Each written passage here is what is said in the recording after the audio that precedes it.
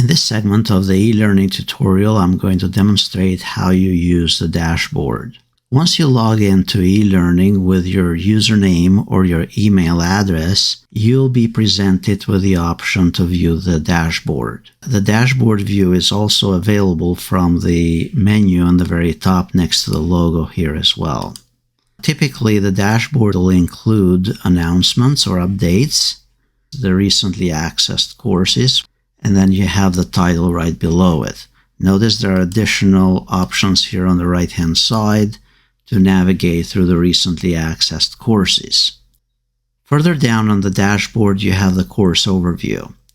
The course overview is going to give you a listing of all the courses where you can choose to display them a certain way, whether using the card view, which we are currently seeing, or list view or summary view. Notice you can adjust here how you want those courses sorted, and also search for your courses and filter them, whether you want to see the courses in progress or future courses or past courses. Notice that for each one of those options or courses, here under the course overview, you also have these three dots where you can further customize the view for this course, whether you want to star it and display only the ones that you have placed a star on. Note that whenever you're customizing those filtering options, remember that if you are missing a course that it's no longer showing up, you'll need to check here under the filtering options and make sure at least to select to display all.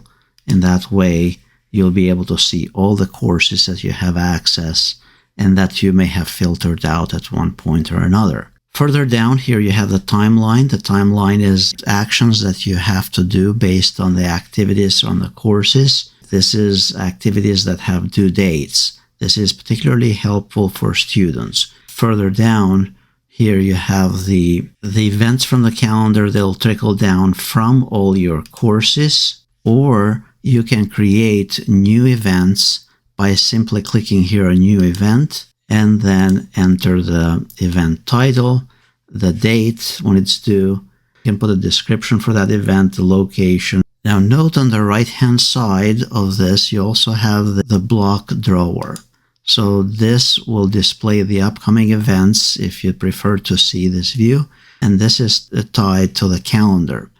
If you don't want to view the upcoming events here, in this case this block, we can close the drawer block by clicking on the X sign, and then we know to bring it back you use this arrow on the right-hand side.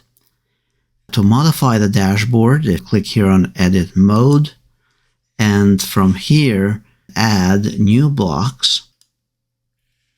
Let's say courses. In our case, here at the very bottom in the center area. If for some reason you incorrectly added a block, you can click on the gear icon here or the action menu, and you can choose to hide the block or delete the block completely from your dashboard.